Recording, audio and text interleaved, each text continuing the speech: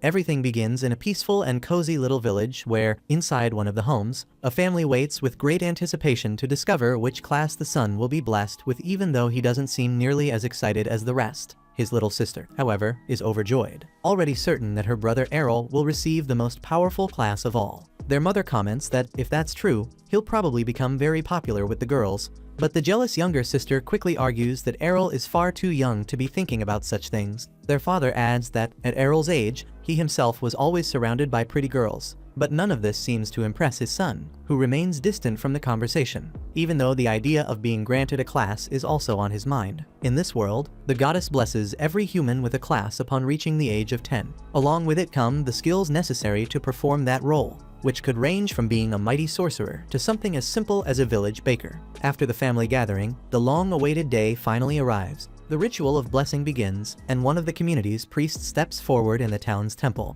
standing before a statue of the goddess. Soon, the first child is called to the stage. The priest touches his staff to the boy's forehead and immediately feels the power of flames, along with the scent of iron and hammer. With that, the boy is declared a blacksmith. As time goes on and the children present themselves one by one to receive their classes, Errol's sister is brimming with pride over their family's bloodline, convinced it will influence the blessing and grant her brother a powerful class. When Errol's name is finally called, everyone holds their breath, eager to know the future of the village's most famous couple's child, the Sword Princess Farah and the Archmage Leon, both renowned for their advanced classes. On stage, the priest instructs Errol to close his eyes so that he may feel the goddess's blessing, but the boy feels nothing. The priest, too, senses nothing at all. The audience begins to murmur in unease at the absence of any response. After carefully analyzing this rare case, the priest delivers his conclusion.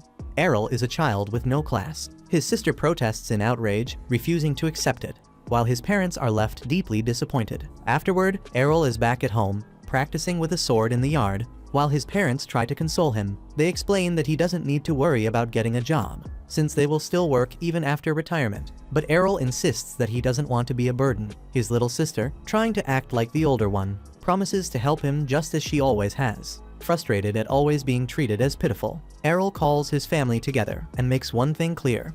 He doesn't care about being classless. He has been studying fencing with his mother since childhood, and even if he didn't receive a class, he can still wield a sword. One day, his hard work will pay off. His mother is moved by his maturity at such a young age, and his father believes that Errol will be able to turn fate to his favor when he grows older, just as his sister has always believed her big brother is the best. Still tired of all the sentiment, Errol excuses himself and goes to the training grounds. When he arrives, two boys are sparring, each showing impressive sword techniques. They boast about how amazing it is to have a class, since they can feel strength flowing naturally from within. When Errol approaches, they immediately recognize him as the classless boy from the ritual and ask what he's doing there. Errol explains that he came to train like anyone else. One of them smirks, saying that as swordsmen they don't even need to train. Coming here is just to test their abilities. To prove it, he calls his partner back, and the two resume their duel, once again demonstrating a power Errol never had, and, in their eyes, never will. Each strike echoes through the air with such force that it feels as if two grown warriors were clashing rather than children.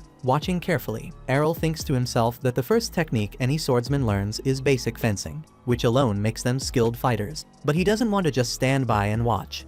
He calls out, challenging either of them to spar. The cockier boy bursts out laughing, mocking him, but Errol answers with confidence, saying it will still be a fair fight. Enraged by his certainty, the boy demands to know if Errol at least has the goddess's divine protection. Even without a class, Errol replies that he does. Divine protection is another blessing from the goddess, but unlike classes, it is granted to every human at birth. It is like an invisible web that surrounds the body and absorbs damage. Still, if one takes too many hits, the pain eventually comes through. Satisfied with that, the arrogant boy agrees to fight. Though Errol warns him to be ready to eat his words, the taunt makes him furious, and in a burst of anger, he charges before the duel is even officially started. Errol reacts swiftly, not only blocking the strike, but twisting his blade to break the boy's guard. This only fuels the boy's rage. He swings again, but Errol blocks once more. From then on, the fight is firmly under Errol's control. Unwilling to accept defeat, the arrogant boy calls his partner to join in, and the other quickly agrees. Errol narrowly avoids a cowardly strike from behind,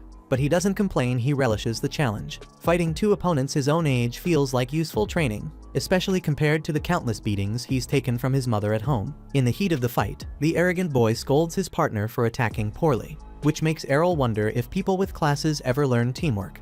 judging by the chaotic way they fight. Maybe they're easier prey than they think. Convinced of this, Errol steps forward and knocks down the scrawny one of the duo with a sharp blow of his sword's hilt to the chin. Now there's only the alpha left, the so-called final boss, who threatens his opponent with big words. But when it's time to prove himself, he trips over his own partner and leaves himself wide open. Errol smacks the back of his neck with the flat of the blade. He doesn't even use the edge. Otherwise, heads would have rolled. As if losing under those conditions wasn't humiliating enough, the pair still mutters that Errol cheated. Since they won't accept defeat, the three of them agree to a rematch. But before it can happen, another boy steps into the training grounds and tells the losers to cut it out, because in a real battlefield, no enemy will care about the whining of two clowns. The cocky one immediately curses him, but his partner tells him to pipe down, since that redhead is serious trouble. The redhead approaches Errol and recognizes him as the son of Farah, the sword princess, pointing out that only her son could handle a blade with that kind of skill. Even so, he warns Errol not to let victory get to his head. Then, he challenges him to a duel,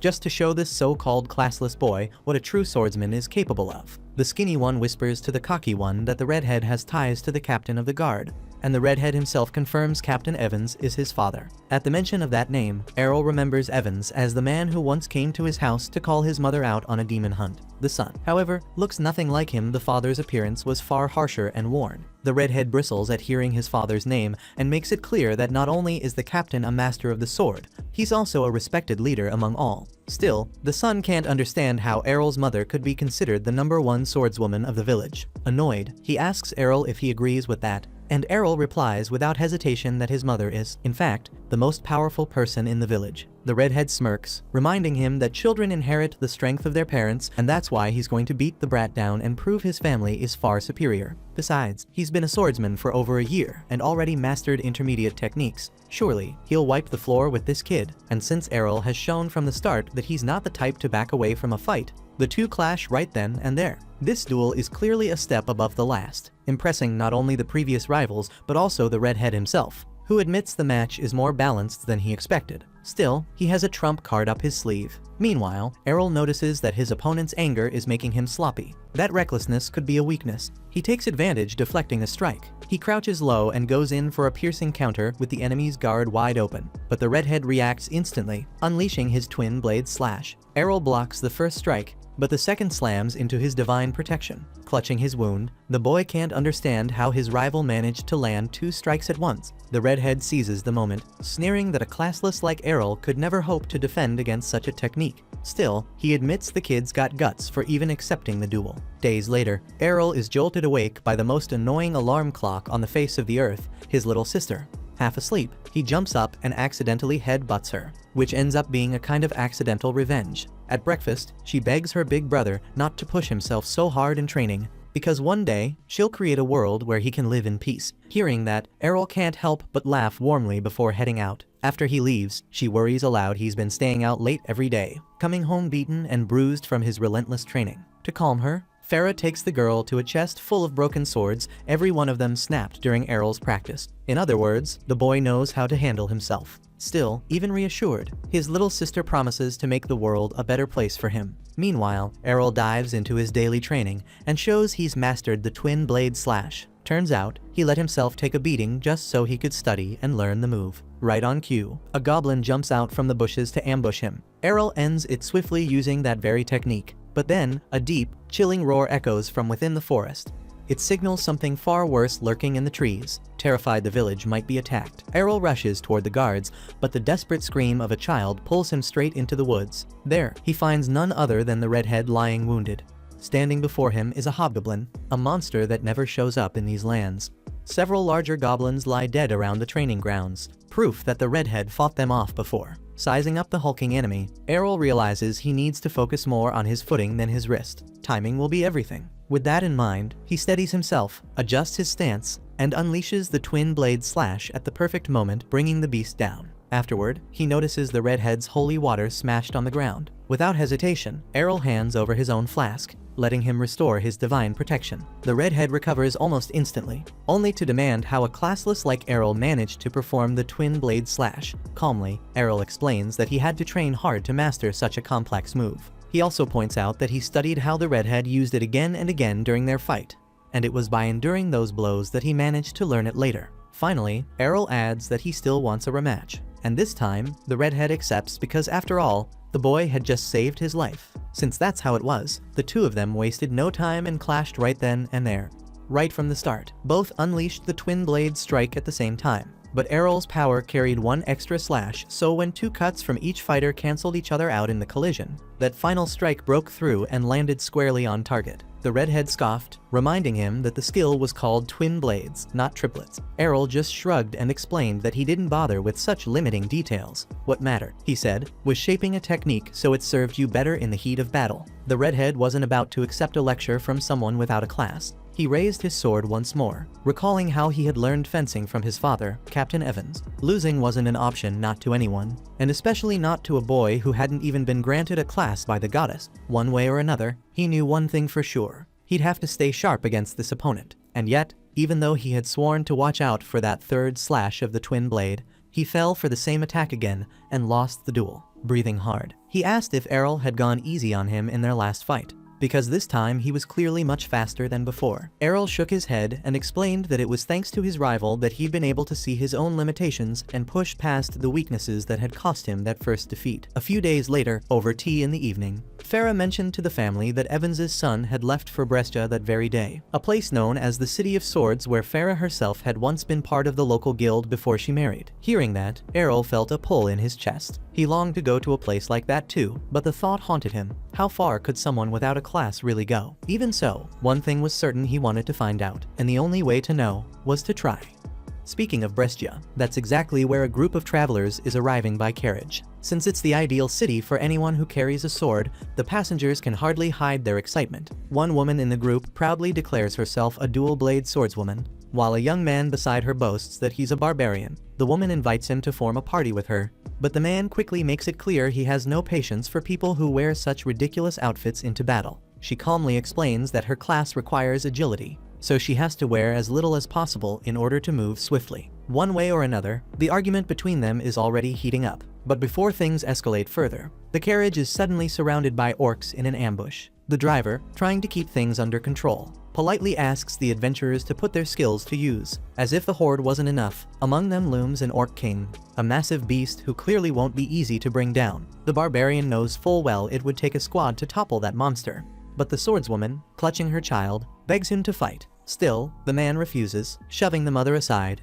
and just like him, the dual-blade swordswoman abandons the carriage and flees. That's when the last passenger, a quiet young man who hasn't said a word until now, steps down from the vehicle and faces the enemy. As he charges forward, his hood falls back and the crowd realizes it's Errol. The others watch in stunned silence. His skill in battle is so extraordinary that it feels more like watching a performance than a fight. His speed, his technique, the way he moves through the orcs, it's less like a warrior fighting and more like an artist dancing through a deadly stage, cutting down enemies with unmatched grace. When he slips free from a ring of dozens of orcs, the driver no longer has any doubt. That counterattack is none other than the legendary Blade Dance, a technique belonging only to the Sword Princess class, even if only women are supposed to possess it. Finally, Errol faces the Orc King. In one blazing charge, he leaps at the beast just as it swings at him and drives his blade straight through the creature's skull. With victory behind him, he turns back to the driver and simply asks that they resume the journey. He wants to reach Brescia as soon as possible to train and become even stronger. The driver, still in awe, remarks that perhaps the young man is already strong enough.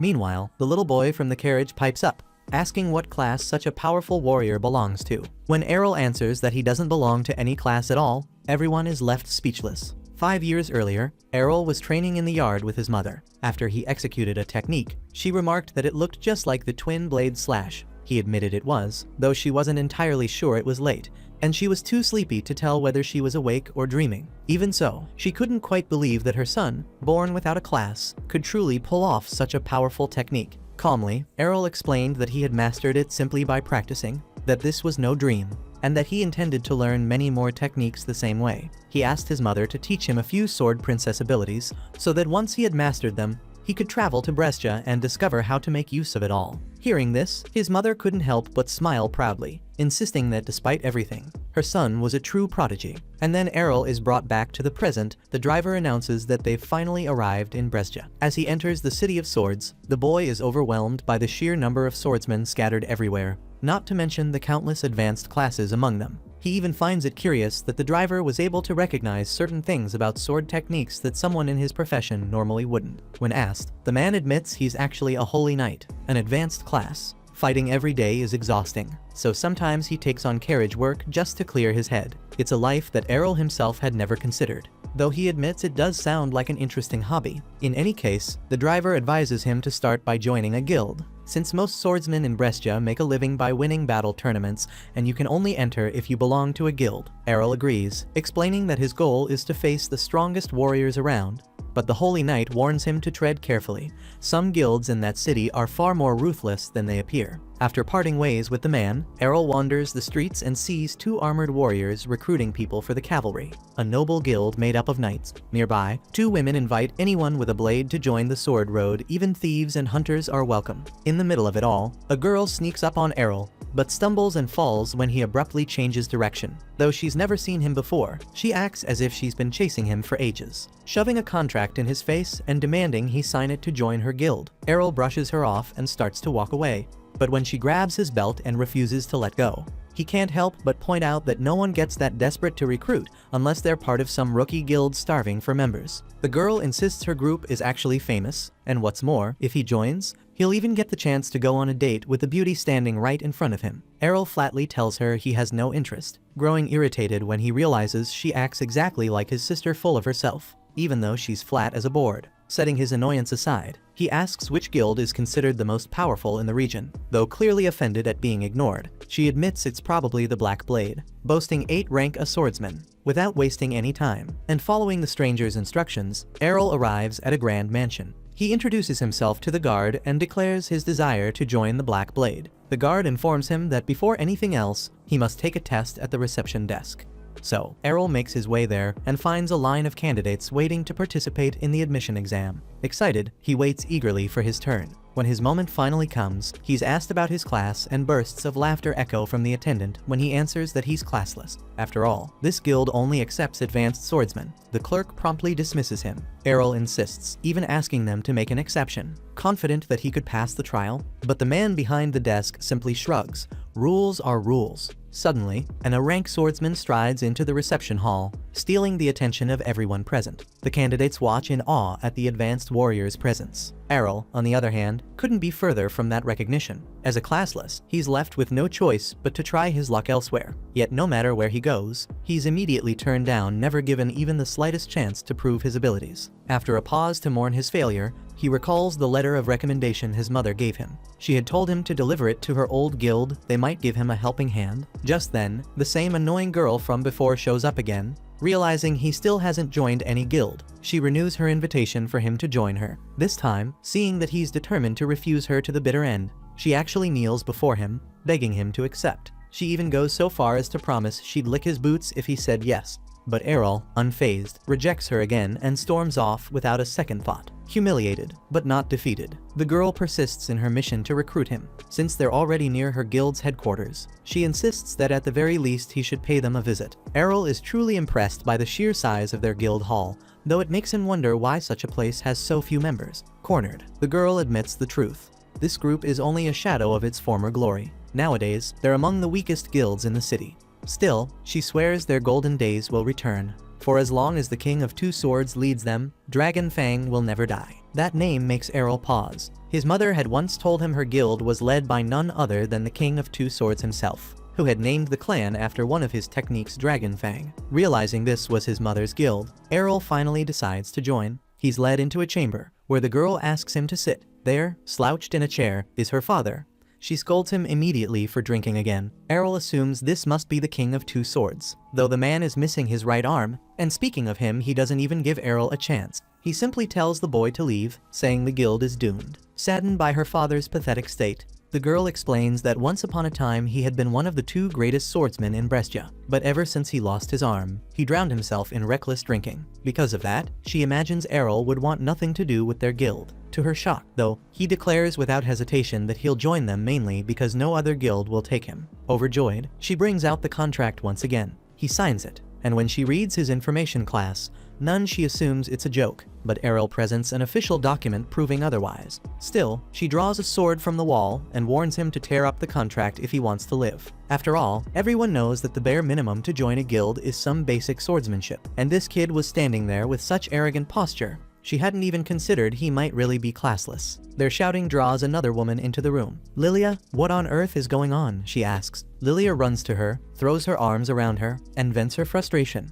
She thought she had found a perfect new recruit, but instead she brought home a useless classless. At those words, Rioner studies Errol more closely and suddenly recognizes him. They had trained together in the same village as children. Errol racks his brain. He's sure he would remember a woman this beautiful. Unless, ironically, she's the child of Captain Evans, that obnoxious redhead rival of his childhood. Rioner clarifies that Evans only had a daughter, and that daughter is her. She doesn't blame him for not recognizing her.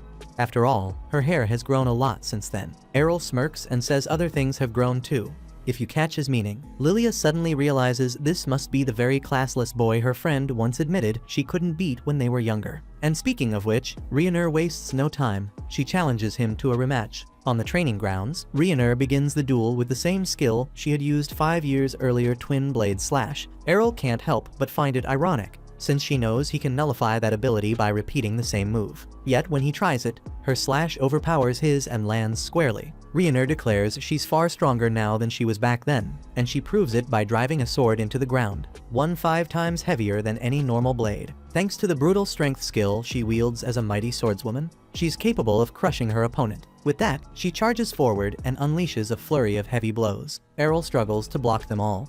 He realizes she's reached one of the advanced swordsman classes, and he knows he'll be defeated if he keeps letting himself take those hits. So, he pulls back to create distance. In his mind, if this is the speed she's working with, then he doesn't need to worry too much about being struck. Offended by the provocation, Rioner charged at her target, dropped her guard, and landed a sword strike on him. However, that was only an illusion of her rival, who appeared behind the mighty swordswoman and slashed at her. Rioner couldn't understand how that man had been able to use the shadow technique, a supreme ability that was difficult even for more advanced swordsmen. Taking advantage of his exceptional speed, he managed to strike his opponent once again. But because of her class, even when hit, she didn't lose her divine protection. Considering she possessed the courage skill, his attacks weren't strong enough to cause any real damage. In this situation, Errol resorted to the ability Counterattack, a sword princess technique he had learned from his mother. Using this move, he managed to block one of Rioner's strikes and win the duel. Ashamed of losing once again after insisting so much on a rematch, Rioner was even more humiliated when she ran out of the training grounds, crying loudly. Finally, after his demonstration of strength, Errol was accepted into the group by Lilia, who decided to pretend she had believed in him from the very start. Now that he was in, the boy asked why the guild was in such terrible shape, and the girl whispered in his ear just how much money they owed to some strange folks. Even so, she promised they would turn things around soon, because a battle competition was about to begin, and they would take part in it to earn the money they needed. The reason Lilia had been so desperate to recruit a new member was that each guild needed at least 3 participants to enter the tournament. Assuming Rioner would be one of the participants, Errol couldn't understand why such a talented swordswoman was stuck at this guild hall doing nothing. That's when Lilia explained that, back when she was a child and couldn't get accepted into any guild in the city, her father had extended his hand to the young woman. Since then, she felt indebted to the guild and stayed with them out of sheer loyalty, since no one else had accepted her. Aside from that, although she recognized her companion's strength, Lilia didn't seem very confident about winning the tournament, since the 3 of them would have to face a group of 5 opponents. Even so, Errol showed remarkable confidence and declared that this would be a great chance for him to refine his techniques after all. That was the very reason he had come to Brescia. Watching through the crack of the door, Lilia's father had been listening to the entire conversation until he decided to walk away after hearing the new Dragon Fang member's final words. When he wakes up the next day, Errol takes a few seconds to remember that he joined his mother's guild. After getting ready and going down to the hall, where he meets 2 of his teammates, he comments that it's been a long time since he last slept in a real bed, so he slept like an angel last night. He glances at Rioner and figures she's still in a bad mood because she lost to him. Once everyone is gathered, Lilia has an important announcement to make. Now that the guild has reached the minimum number of members required to enter the championship, they will sign up for the competition this weekend. If they win, they'll earn the money they need to get the guild back on its feet. The competition is a knockout format, where one participant faces another in a one-on-one match, and the guild that runs out of fighters loses. The limit is 5 fighters per team, and the minimum is 3. In other words, everyone in that room are the Dragon's Fang adventurers who will take part. Ryuner thinks it's going to be very difficult, but Lilia assures her it won't be as hard as it sounds, because they have 2 B rank swordsmen on the team. While it's rare to find an opponent of a rank, Errol asks what this rank thing is about, and Ryuner, a bit annoyed that he doesn't even know that, explains that the rank represents a swordsman's individual strength. Lilia adds that there are 4 ranks, from D to A, and that out of 500 swordsmen in Brescia, only about 20 are at the top rank. She says both she and Ryuner are B rank, and since Errol defeated Ryuner, he probably is too. If they don't face any A ranks in the tournament, they can definitely take the title. The matchups will be announced at the Coliseum soon, so Lilia decides to go there now to see who they'll be facing. After the girl leaves, Ryuner goes out to train, and Errol calls her by her name in a casual way, which irritates her. Ignoring her annoyance, he asks what other abilities she has besides brute strength. Reluctantly, the woman reveals that she possesses courage, which reduces divine protection consumption. Wanting to learn that technique, Errol stands up, grabs the girl's hand, and asks her to beat him up with her sword. Ryuner refuses, but the guy insists that this is their chance to get closer. Imagining the situation, the swordswoman doesn't understand how that could bring them closer. So, realizing he didn't explain it properly, Errol tells her he needs to take hits in order to recreate the state of courage, that is, the ability to endure more damage, since the way to train it is by taking blows without using divine protection. Ryuner takes offense, saying that abilities are blessings from the goddess and can't be learned or bought.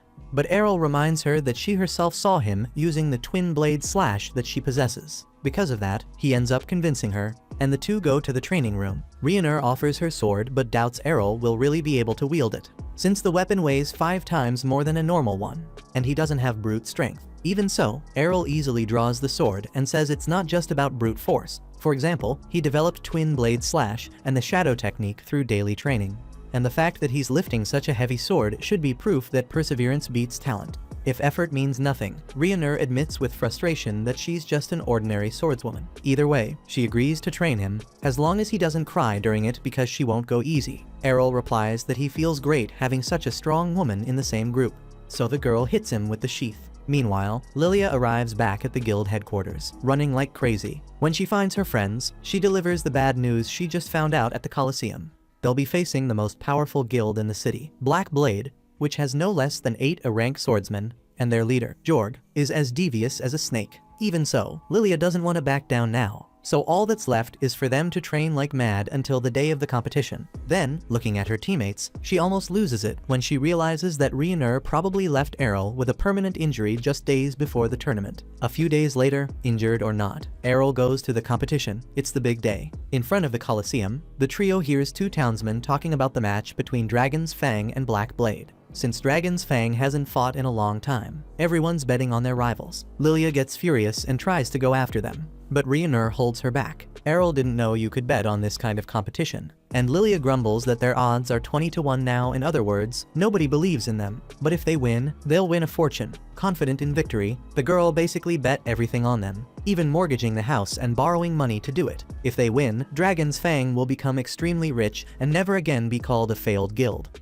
Ryuner points out that things will get even worse if they lose, but Lilia is so obsessed that she promises to go on a wild quest for glory on the battlefield to restore the guild's former fame. Hearing their conversation, a man laughs, amused by the way the girl defends her father's guild. Lilia frowns when she realizes it's Jorg himself, the leader of Black Blade. Jorg comments that the rivals even recruited a classless guy to their team, and, ironically, says he's not there to mock them but to support them, since it's sad to see his old rival doing so poorly. In fact, he says, that's why he arranged this match between their 2 guilds. It'll be a great chance for Lilia and her dear Dragon's Fang to make a lot of money by winning the fight. All she has to do is defeat the several A-rank swordsmen waiting on the other side of the ring. The leader of the Black Blade lets out a laugh as he says that, but his opponent insists that she's going to win. In the end, the man mockingly praises the girl's bravery and warns that he'll see for himself how much courage she really has once the fight begins. Either way, the long-awaited moment finally arrives for the entire population of Brescia,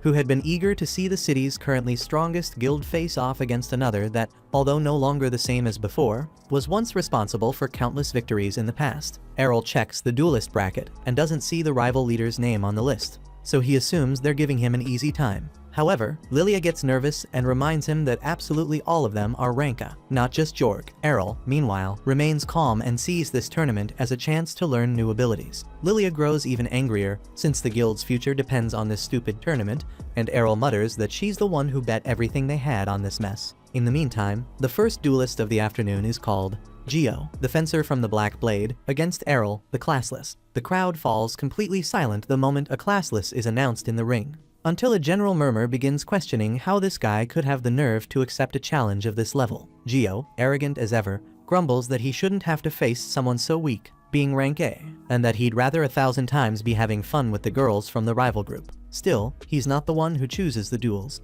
So when the match begins, the fencer uses blink of an eye and extremely fast lunge to strike and pierce his sword through his opponent's torso. However, Errol had only placed a shadow of himself as bait, and now that Geo looks around, there are more shadows spread across the battlefield. Even so, the member of the Black Blade is sure he can finish them all at once, but he didn't expect his opponent to be able to summon 4 shadows at the same time, which overwhelms him. With a clever attack from the enemy's blind spot, Errol manages to approach in the middle of the confusion and hit Geo squarely with a thrust. In disbelief, Geo slowly falls to the ground, while Errol calmly points out that 4 shadows at once isn't much, since his mother can summon 5 when she's not even trying. When the announcer declares the classless as the winner, the crowd goes wild, while Rioner can hardly believe that this boy managed to defeat a rank A swordsman so easily. As for Errol, after managing to imitate his opponent's thrust, he tells himself he needs to practice that technique better, and Jorg, after seeing with his own eyes what the opponent is capable of, loses that mocking look on his face. In his next duel,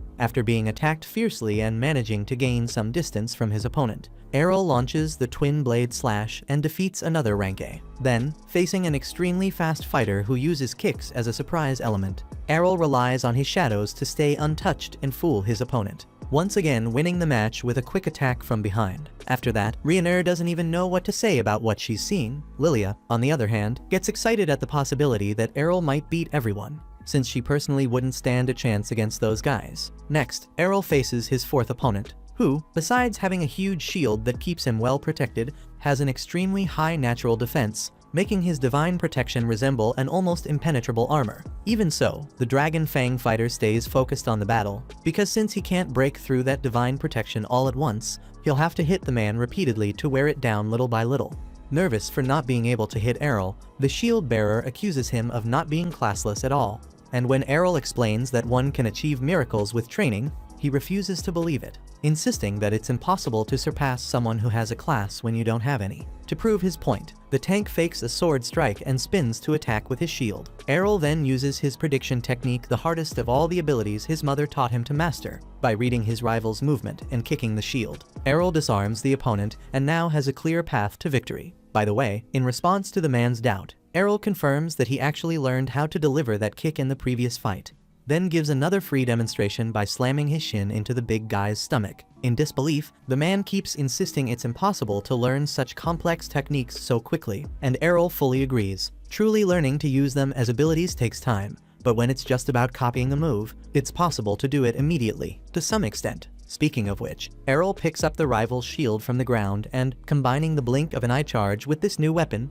delivers a powerful shield blow that defeats his target and ends the fight, with yet another duel ending without the Dragon Fang member even being touched. The audience starts accusing Errol of lying about being classless. In response to the accusations, the committee organizing the championship decides to reveal the competitor's class record for everyone to see, using a crystal orb that identifies the class contained in the participant's record. The organization proves to the public that Errol truly doesn't belong to any class. As a result, the crowd falls in love with the boy who was supposed to be the weakest, but who has instead shown himself to be unbeatable in the competition. On that note, Lilia complains that Rioner didn't tell her earlier how overpowered the guy is. Otherwise, she would have pawned all her father's secret weapons and added them to the bet. By the way, the clever girl then decides she's going to marry him, since he'll be the one to restore her father's guild's honor. However, despite the girl's excitement, the competition was not over yet. The last challenger of the afternoon was called to the ring, Master Swordsman Masamune. Errol was impressed by his opponent's rare sword, which had a long, curved blade. He asked if it was a katana, and Masamune confirmed. Rioner wondered if this man was an Eastern samurai, a highly advanced class. When the fight began, even though the samurai hadn't even touched his sword, Errol could feel an overwhelming intensity coming from him that made him realize that approaching this guy recklessly could mean his end. For some reason, since the opponent hadn't taken a single step, Masamune decided to reveal his strategy to lure Errol in and finish the duel with the death strike. Hearing that, Errol took a few steps forward. He didn't want to stay stuck in that standoff, and besides, he was eager to learn the samurai's deadly move. The Black Blade said it was impossible, since the moment he used the strike, Errol would already be lying on the ground. Even so, the classless boy trusted his speed and kept moving forward, while his opponent still hadn't drawn his sword. That made Errol wonder if the death strike came straight from the sheath. This stalemate caused great hesitation in the boy, who didn't know whether to use his shadows after all. The target was extremely focused, and there was a risk he'd recognize the real Errol. Even so, the Dragon Fang kept advancing, and when he reached a proper distance, Masamune answered with an EI slash. But to his surprise, Errol managed to move faster than the sword and avoided the attack. Although Masamune was the fastest swordsman he had ever seen in this city, the classless one had been trained by someone even faster. With that, he counterattacked with the storm thrust, a furious sequence of piercing strikes that hit the samurai's back, thus ending the duel and the tournament. Lilia was amazed as she witnessed the most lethal move of the Sword Princess class. While the announcer declared the victory of the Dragon Fang Guild, the audience went crazy after all. Everyone had bet on the Black Blade, while Lilia and Ryuner, on the other hand, hugged each other when they realized they were now rich. After Errol left the ring, Lilia tried to give her friend a big hug, but out of habit, he dodged with his usual speed, making the girl crash onto the floor. Beside her, Ryuner had also been ready to hug him, but quickly pretended that wasn't the case. Noticing her melons, Errol jokingly suggested that she should take off her armor if she really wanted to hug someone. Lilia, in turn, made it clear that she wouldn't mind taking everything off. But when she tried to hug the guy again, she ended up on the floor once more. Meanwhile, watching Errol from afar, Jorg promised he wouldn't let this slide. Check out these videos appearing on your screen and subscribe so you don't miss the next part.